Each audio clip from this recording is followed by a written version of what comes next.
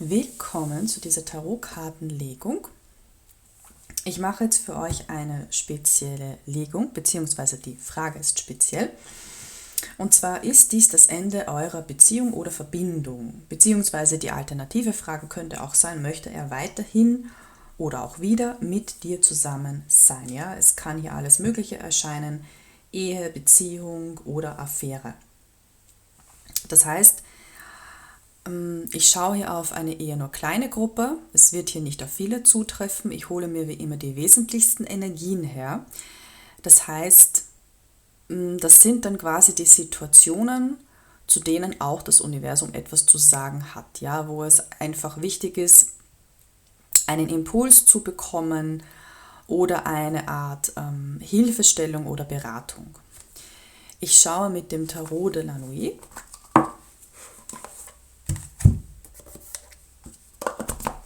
Das Tarot der Nacht und werde zuerst mal schauen, um wen es hier geht. Das heißt, ich werde euch oder euren Mann oder eure Verbindung beschreiben.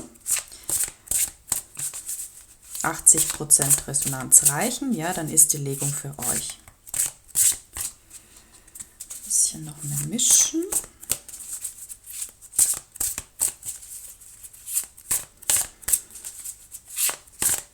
Verbindung ist immer so der allgemeine Begriff.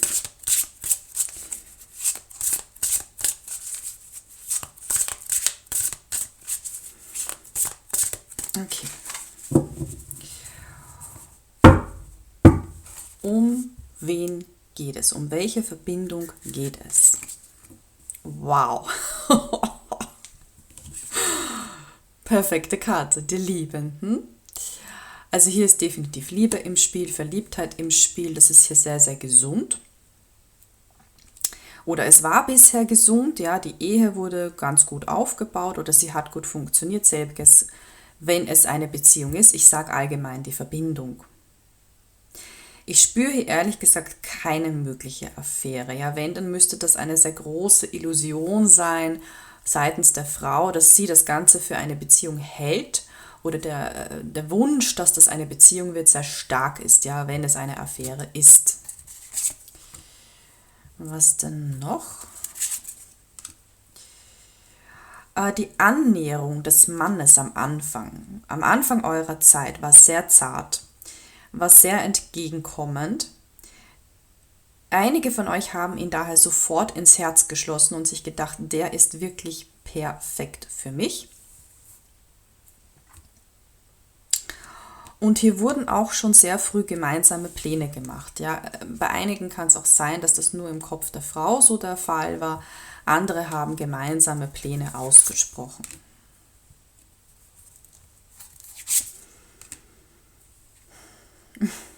Ja, der Ehewunsch ist natürlich auch sehr früh bei der Frau immer vorhanden, sobald sie sich in den Mann verliebt.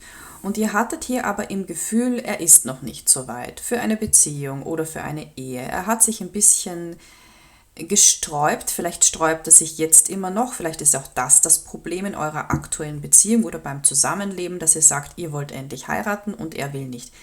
Er sträubt sich hier. Am Anfang war seine Anziehung sehr stark und er hat sich ins Zeug gelegt, aber es ist dann irgendwie trotzdem von ihm immer so eine Barriere gewesen, dass er gesagt hat, oder dass er dann doch irgendwie so rüberkam, als ob er es nicht so ernst meinen würde. Oder er hat einfach unter Anführungsstrichen seine eigenen Prinzipien gehabt und wollte zum Beispiel einfach nicht zusammenziehen oder keine Ehe haben.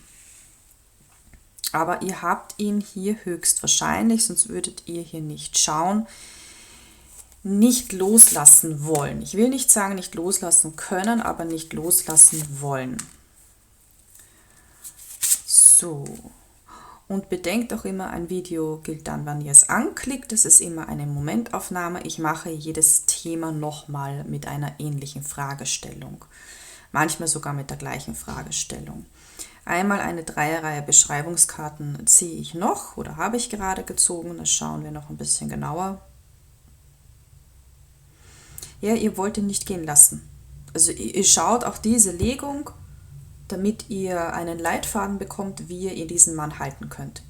Es hat hier auch ein bisschen was mit eurem Ego zu tun, mit eurem Ruf zu tun als Frau, oder dass ihr euch unbedingt durchsetzen wollt oder dass ihr selbst sagen wollt, ich will ihm recht gewesen sein mit meinem Gefühl, dass er wirklich zu mir passt. Ich will nicht im Unrecht gewesen sein, ja. Ich habe das so beschworen, hier 2 der Stäbe, ist auch so eine Karte der Beschwörung in dem Deck, ja, wie sie das hier macht mit dem Totenkopf.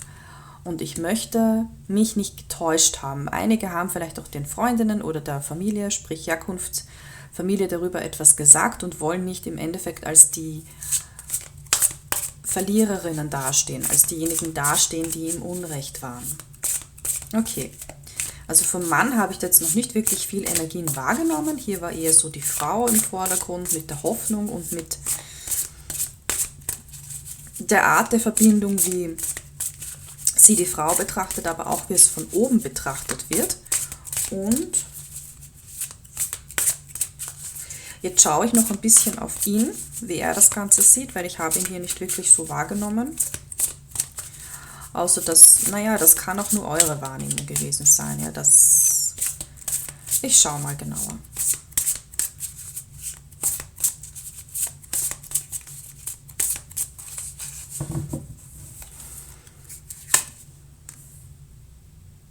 Ja, da hattet ihr recht. 2 der Münzen ist die schlechteste Karte, die fallen kann, auf einen Mann bezogen, in der Liebe. Das ist immer hier ist dargestellt, ganz süß dargestellt mit Cinderella. Ja, die Zeichnerin, die digitale Künstlerin hat hier einige Fantasiefiguren aus Filmen und Serien genommen. Und 2 der Münzen ist immer so die Karte, wie gesagt, auf einen Mann bezogen in der Liebe, der kompletten Entscheidungsunfähigkeit, ja, oder auch, dass er vielleicht nicht willig ist, sich zu entscheiden. Also das Gefühl hat euch ja nicht getäuscht. Warum denn? Ja, ich will einfach bei ihm nur wissen, warum. Er mag Frauen nicht, die abhängig sind.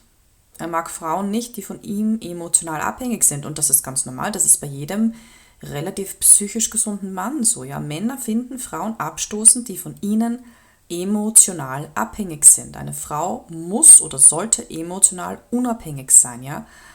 Erstens mal sollte sie ein bisschen immer so distanziert sein, sodass der Mann an ihr interessiert bleibt, auch in der Ehe, ja, also nicht, sie sollte für ihn immer ein Geheimnis sein. Er sollte immer das Gefühl haben, dass ihm ein bisschen etwas von ihr fehlt.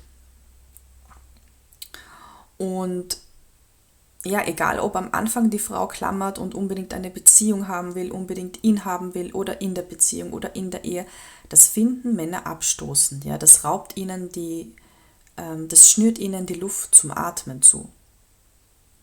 Das ist das Gefühl der Freiheit auch, die ein Mann haben möchte. Nicht, dass er dann betrügen würde, aber einfach, ja, dass die Frau keine Klette ist, keine emotionale Klette ist und das spüren Männer. Und ich habe ja hier gespürt, ihr wart von Anfang an sehr, sehr angetan von ihm, habt gleich die Hochzeitsglocken läuten gehört und auch das spürt ein Mann. Ja, nicht wörtlich im Detail, aber ob sie locker drauf ist, die Frau, oder ob sie wie eine Klette ist. Das mag er nicht, das findet er abstoßend. Und er hat euch trotzdem genommen, warum? Weil ein Mann sich einfach die nächstbeste Frau nimmt, die sich ihm hingibt. Das ist so bei Männern, ja. Die schauen da nicht so genau drauf. Die denken sich nicht, aber wenn ich sie jetzt gehen lasse, ja, weil egal was nicht passt, dann bekomme ich vielleicht eine, die besser zu mir passt. Ja, so denken Männer eher nicht, sondern die nächstbeste wird hergenommen. Vor allem die Dame, die sehr leicht zu haben ist. Ja, umso weniger Aufwand für den Mann. Perfekt. Ja, ein Mann wählt immer den Weg des geringsten Widerstands. Der Hierophant. Ja, hier gab es auch einiges, wo sich der Mann nicht anpassen wollte. Hier war höchstwahrscheinlich ein unterschiedlicher Lebensstil.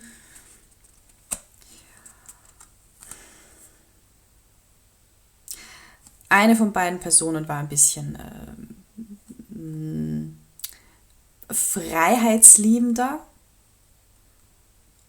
Und die andere, wie ich schätze, das war er. Und die andere wollte ja, vielleicht mehr Abende zu Hause verbringen, mehr traute Zweisamkeit haben.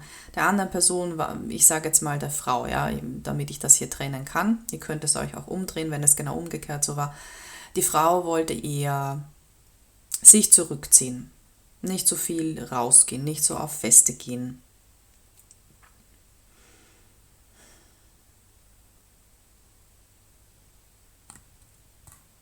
Und eben der Mann wollte mehr mit Freunden unternehmen, mehr ausgehen, mehr auf Festen gehen. Ja, hier war so ein bisschen ein unterschiedlicher Lebensstil.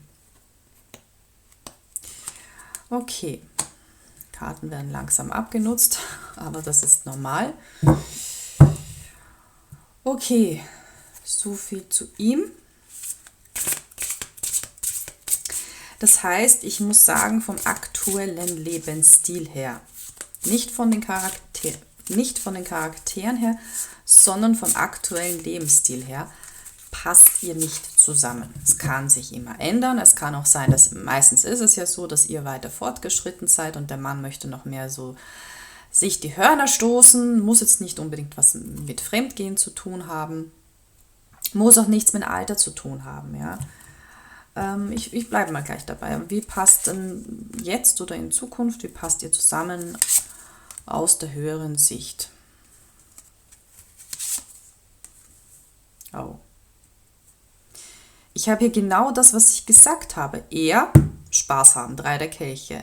Du möchtest alles ernster wachsen lassen, 7 der Münzen. Und zusammen in Kombination ist das die absolute Katastrophe.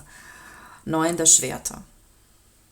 Ja, ich würde auch nicht jetzt, ja sicher, realistisch wäre es, wenn du dir jetzt denken würdest, okay, wir passen einfach nicht zusammen im Moment. Besser für dich und für deine Psyche, ja, und dass du da mit weniger negativer Energie eventuell aus dieser Sache rausgehst oder dich weniger schlecht fühlst, ist, wenn du dir denkst, er war noch nicht so weit. Ich sage das nur, wenn du dich dafür entscheidest, ja, wenn das ohnehin scheitern sollte. Weil die Frage ist ja, ist dies das Ende eurer Beziehung oder Verbindung? Okay.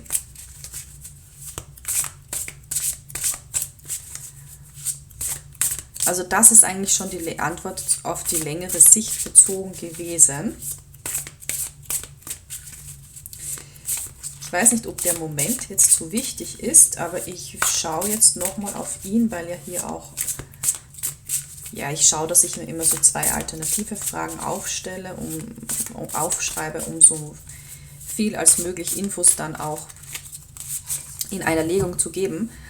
Deswegen nehme ich mir jetzt die Frage her, möchte er weiterhin mit dir zusammen sein? Ja, möchte er eigentlich jetzt weiterhin mit dir zusammen sein? Also mir kommt hier gleich rein, er überlässt dir die Entscheidung. Ja, er ist hier geduldig, er wartet auf deine Entscheidung. Absolut. Die Handlung obliegt hier dir. Die Handlung, die Entscheidung. Vielleicht wartet er jetzt auch wirklich auf eine Entscheidung von dir. Vielleicht wurde das ja auch ausgesprochen oder vereinbart. Du entscheidest, nimmst du ihn hier weiterhin an oder geht das Ganze zu Ende? Weil ich habe ja auch dich am Anfang gesehen, du überlegst dir hier, soll es weitergehen oder nicht. Das geht nicht von ihm aus. Er geht mit dir nicht mit, ja, er hält mit dir nicht Schritt, er passt sich dir nicht an. Das ist dein Problem und das soll es auch sein, ja.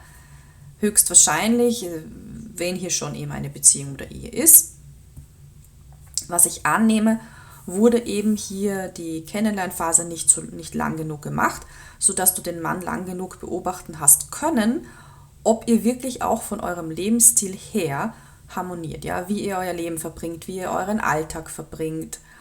Und es ist völlig okay, unterschiedliche Hobbys und Interessen zu haben. Das ist sogar gesund. Ja, auch wenn ihr das Leben mit einem Mann verbringt, müsst ihr ja nicht 24/7 mit ihm zusammenhängen. Überhaupt nicht. Es ist gesund, wenn er seine eigenen Hobbys und Interessen hat und seine eigenen Freunde. Ja. Natürlich gibt es Menschen, die sagen, dieses Interesse ist mir so wichtig, ich möchte, dass meine Partnerin oder mein Partner das genauso hat. Völlig okay. Das sind dann die Vorlieben und jeder Mensch hat das Recht darauf. Absolut. Aber hier wurde eben das scheinbar nicht genau gut genug kennengelernt, nicht genau gut genug, lange genug beobachtet. Und jetzt im Laufe der Zeit bist du darauf gekommen, das stört mich. Jetzt ist es aber zu spät. Und sobald der Mann die Intimität bekommen hat, pfeift er darauf, sich für die Frau zu ändern, weil er glaubt dann, sie hat mich angenommen, so wie ich bin. Ich genüge ihr, so wie ich bin. Ja? Warum soll ich jetzt noch was ändern? Da werden sie ein bisschen so bockig wie kleine Kinder. Ja? Da suchen sich Männer dann eher eine neue, einfachere Frau, als bei der aktuellen zu bleiben, die anstrengend ist. Wiederum aber ist es selten, dass ein Mann von sich aus den Schritt macht und sagt Tschüss, weil es irgendwas nicht passt. Weil solange die Frau es laufen lässt, hat er ja Zugang zu ihrem Körper. Das ist ja für den Mann wiederum einfach. Einfacher. Ja, ein Mann ändert nichts, was funktioniert. Wenn es im Moment funktioniert, die Frau akzeptiert die Beziehung, auch wenn die Beziehung eigentlich nicht funktioniert oder obwohl es nicht harmonisch ist, aber er hat weiterhin Zugang zu ihrem Körper. Er spart sich die Hälfte der Miete, was auch immer. Warum soll er es dann beenden? Er hat ja einen Vorteil davon. Ja, das ist nichts Böses. Männer sind sehr einfach, logisch denkende Wesen. Nicht komplex, aber einfach. Und jeder Mensch nimmt sowieso immer das meiste aus einer Situation für sich heraus. Ja, laut Psychologie sind wir alle egoistisch. Also er wird es hier von sich aus nicht beenden, egal wie unzufrieden du bist, egal wie wenig ihr harmoniert. Ja, du bist hier für dich verantwortlich, was dein Liebesglück betrifft. Du bist immer selbst dafür verantwortlich. Du hast immer das Recht, einen Mann gehen zu lassen, einen Mann nicht anzunehmen. Kein Mann ist vom Schicksal her für dich bestimmt. Und ganz ehrlich, selbst wenn es diese Art von Schicksal geben würde, ja, zum Beispiel dieser eine Mann ist in diesem Leben für dich bestimmt, was nicht der Fall ist, dann würde ich selbst auch dazu sagen, da pfeife ich aber drauf, weil ich lasse mir von nichts und niemanden aufzwingen, mit wem ich zusammen zu sein habe. Auch nicht von einem Universum und auch nicht von einem Schicksal. Sicher nicht. Dann würde ich mich sogar aus Prinzip weigern und dauerhaft alleine sein, als einen Mann anzunehmen, der mir quasi aufgezwungen wird vom Schicksal. Was wie gesagt nicht der Fall ist, ja, aber selbst wenn ihr das glaubt, dann müsstet ihr eigentlich da eigentlich sauer werden. Ne? Wer hat das Recht, euch was aufzuzwingen?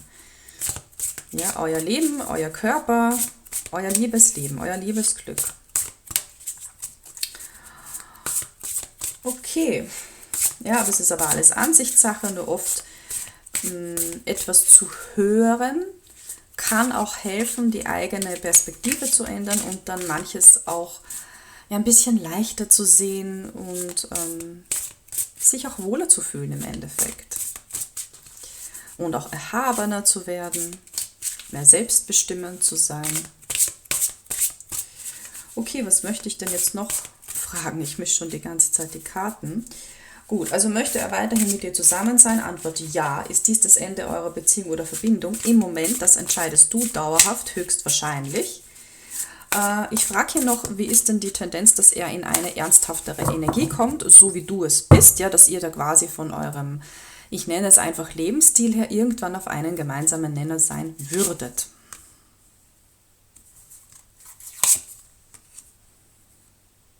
Das Ganze, was er macht, das gibt ihm Energie.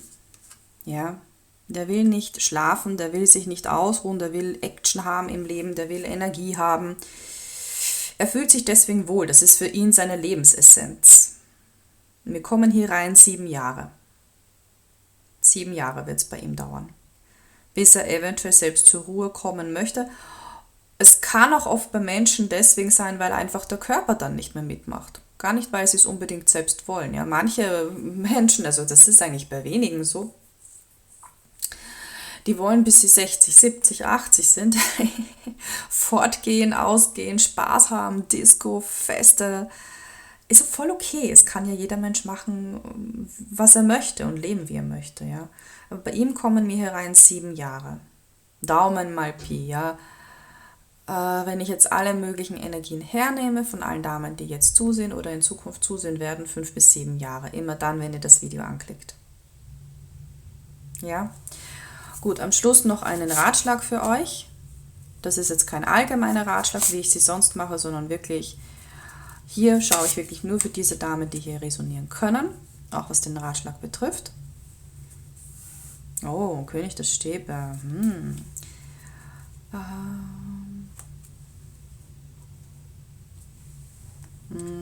Ich habe schon ein paar Mal gesagt, ja, je stärker ein Mann von dir fasziniert ist, von dir angezogen ist, ja, das ist hier so ein blutrünstiger Vampir, naja, nicht ganz, desto mehr du spürst es. Ich meine, es gibt auch Psychopathen und Männer, die übertreiben, aber der will dich sehen, ja, der tut, der macht, der meldet sich, ja, und je stärker sein Interesse ist, je stärker seine Bemühung ist, desto mehr kannst du auch früh genug den Mann testen und ihm so Testfragen stellen, ja, eben was auch den Lebensstil betrifft, damit das nicht nochmal passiert.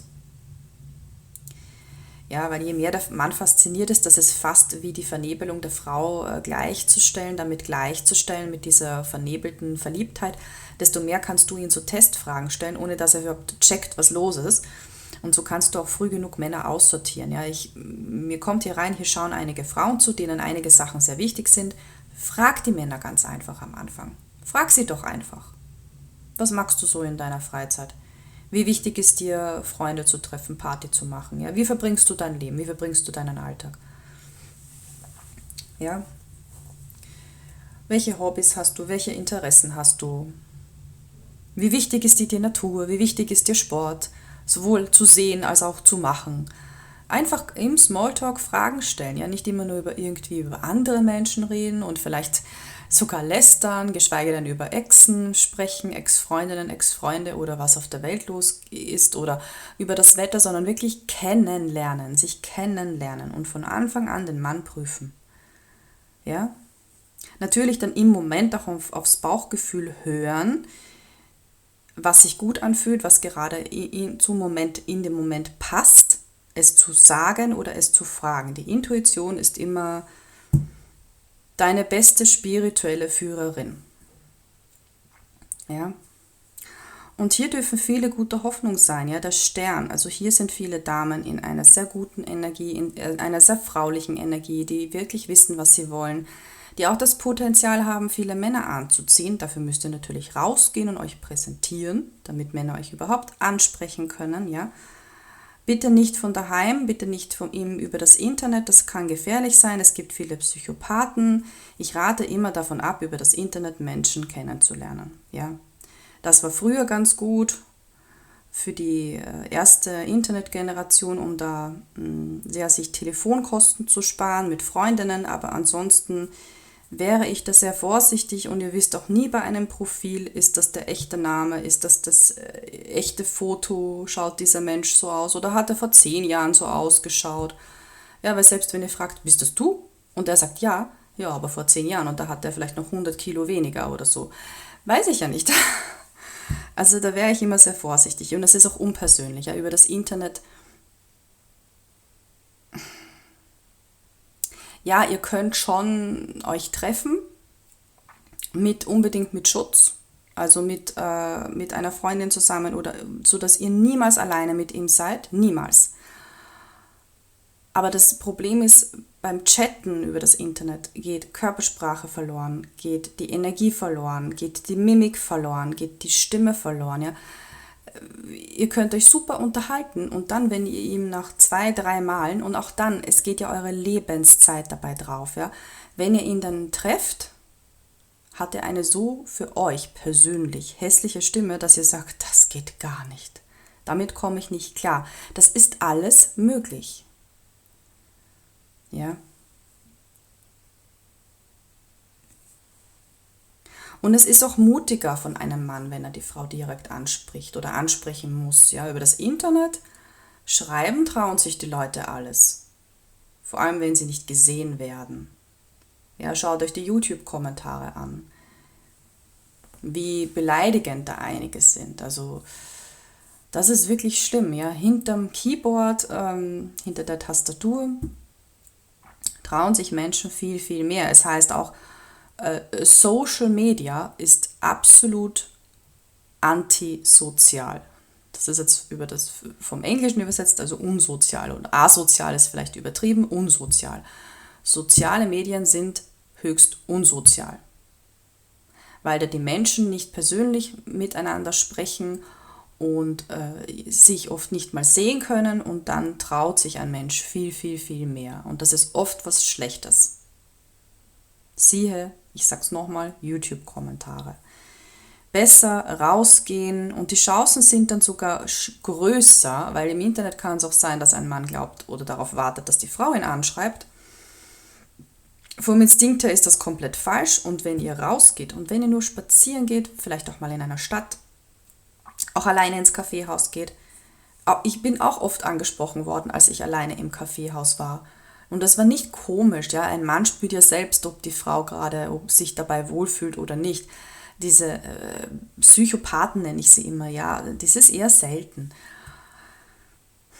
Die Chancen sind besser, meiner Meinung nach, wenn ihr rausgeht und euch den Männern präsentiert, sozusagen, dass ihr da auch auf einen männlichen Mann trefft, weniger wahrscheinlich auf einen Psychopathen trefft und auch mehr wahrscheinlich auf einen trefft, der wirklich zu euch passt, ja. Ihr werdet viele Männer aussortieren müssen. Ja, die meisten Männer kommen in das Leben einer Frau, damit sie diese aussortiert. Ja, ihr werdet, wenn ihr die ersten 10, wenn ihr das wirklich konsequent macht, ja, 5 Männer in der Woche treffen, nur zum platonischen Kennenlernen, was ein bisschen viel wäre, je nachdem. Ihr werdet die ersten 10 sofort wieder gehen lassen, 20, 30, nicht mal ein zweites Mal treffen, wenn ihr richtig aussortiert. Ja, und von, weiß ich nicht, 50 oder 100 Männern schaffen es dann vielleicht Maximum 20 in Runde 2, sprich, dass ihr sie nach 2, 3 Wochen sogar immer noch trefft und so weiter und so weiter. Und jedes Mal, jede Woche, bei jedem Treffen kann ein Mann immer wieder aussortiert werden, dass du sagst, jetzt reicht's, jetzt oder das nicht, jetzt reicht's, aber jetzt habe ich von ihm etwas erfahren, das gefällt mir nicht, damit komme ich nicht klar oder ich möchte nicht damit klarkommen und tschüss, ich treffe ihn nicht mehr und du musst dich nicht rechtfertigen, niemals. Er meldet sich wieder, du schreibst nicht zurück, Punkt. Der versteht das schon. Und das ist völlig okay, aber du brauchst dich nicht rechtfertigen. Jedes Mal, wenn er dich gefragt hat und du hast ihn getroffen, hast du ja gesagt, dann hast du zugestimmt zu dem Treffen. Das ist platonisch, das ist eine Bekanntschaft, du bist ihm nichts verpflichtet, er dir auch nicht. Du kannst dich jederzeit einfach nicht zurückmelden oder nicht antworten. Oder wenn du möchtest, schreibst du natürlich, nein, danke. Punkt.